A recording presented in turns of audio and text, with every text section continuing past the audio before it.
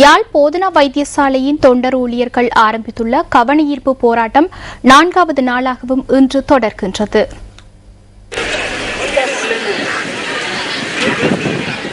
கடந்த 4 வருடங்களாக தொண்டர் ஊழியர்களாக கடமையாற்றி வரும் தம்மை சேவையில் நிரந்தரமாக்குவதற்கு அதிகாரிகள் நடவடிக்கை எடுக்க வேண்டும் என வலியுறுத்தி ஊழியர்கள் கவனஈர்ப்பு போராட்டம் ஒன்றை கடந்த 13ஆம் தேதி ஆரம்பித்திருந்தனர். யாழ் போதனா வைத்தியசாலையில் கடமையாற்றி வரும் சுமார் 240க்கும் அதிகமான தொண்டர் ஊழியர்களே இவ்வாறு கவனஈர்ப்பு போராட்டத்தை முன்னெடுத்து வருகின்றனர். சிகிச்சை பெற்றுக் கொள்ளும் நோக்கில் வைத்தியசாலைக்கு வருகை தருகின்ற நோயாளர்களை விடுதிகளுக்கு கொண்டு செல்லும் பணியை இந்த தொண்டர் ஊழியர்கள் இதுவரை காலமும் மேற்கொண்டு வந்துள்ளனர்.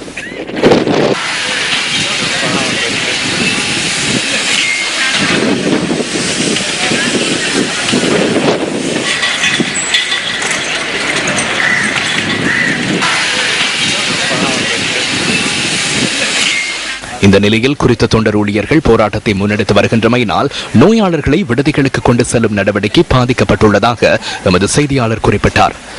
இதேவேளை நோயாளர்களை அவர்களது உறவினர்களே விடுதிகளுக்கு அழைத்துச் செல்வதாகவும் அவர் மேலும் கூறினார்.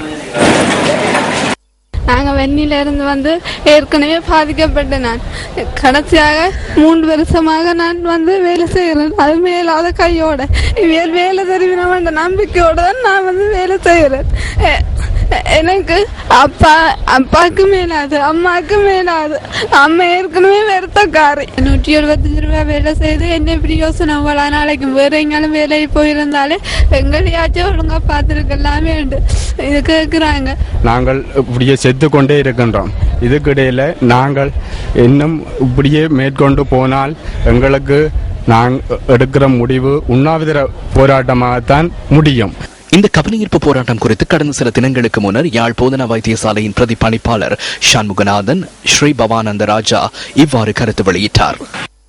எமது யாழ் போதனா வைத்தியசாலையில் ஏற்பட்ட சிற்றூழியர் குறைபாடு தொடர்பாக நாங்கள் ஏற்கனவே சுகாதார அமைச்சுக்கு அறிவித்திருக்கின்றோம். சுகாதார அமைச்சு எங்களுக்கு 350 ஊழியர்களை தருவதாக உறுதியளித்திருந்தது. சுகாதார அமைச்சு தான் நமது வைத்தியசாலைக்குரிய ஊழல்களை நியமிக்கலாமே தவிர எங்களுக்கு எந்த அதிகாரமும் இல்லை.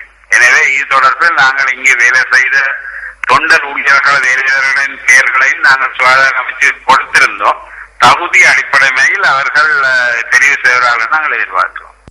இருப்பினும் யாழ் போதனா வைத்தியசாலையில் தற்போது ஏற்பட்டுள்ள நிலைமை குறித்து தான் இன்றே அறிந்து கொண்டதாக சுகாதார அமைச்சின் செயலாளர் டாக்டர் நிஹால் ஜாத்திலக்க நியூஸ் ஃபர்ஸ்டுக்கு குறிப்பிட்டார்.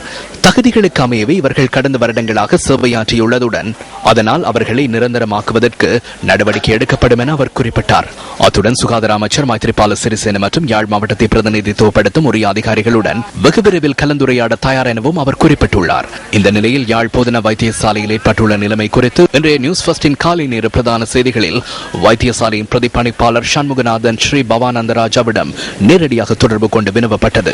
சுகாதார அமைச்சுக்கு ஏற்கனவே இது குறித்து அறிவித்துள்ளதாக இன்றைய தினமும் அவர் உறுதிப்படுத்தியமை குறிப்பிடத்தக்கது.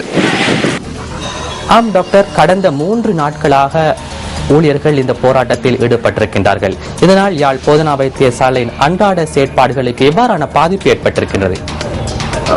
அண்மையில் சுகாதார தொண்டர்கள் ஏற்படுத்திய பணிக்குழப்பின் காரணமாக நமது வைத்தியசாலையில் சீரான நோயாளர்களுக்கு சீரான சேவை வழங்குவதில் சில பாதிப்புகள் ஏற்பட்டிருக்கின்றன.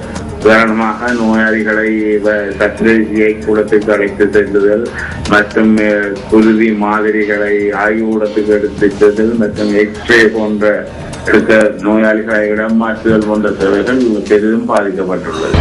கடந்த 2 நாட்களாக நாங்கள் வடமாகாண சுகாதார அமைச்சருடன் இது தொடர்பிலான தகவல்களை அறிந்து கொள்வதற்காக முயற்சிக்கின்ற பொழுதும் எமது தொலைபேசி அழைப்புக்கு அவர் பதிலளிக்கவில்லை. இது குறித்து நீங்கள் என்ன கூறுகின்றீர்கள்?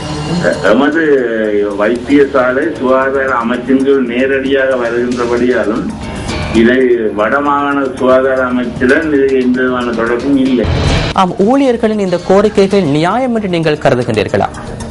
ஊழியர்களின் கோரிக்கை நியாயமானது. ஏனெனில் அவர்கள் கடந்த சில வருடங்களாக மிகவும் கஷ்டத்தின் மத்தியில் தான் அங்கு நமது வைத்தியசாலையில் வேலை செய்தார்கள். மிகவும் குறைந்த வேதனத்துக்கும் வேலை செய்திருந்தார்கள்.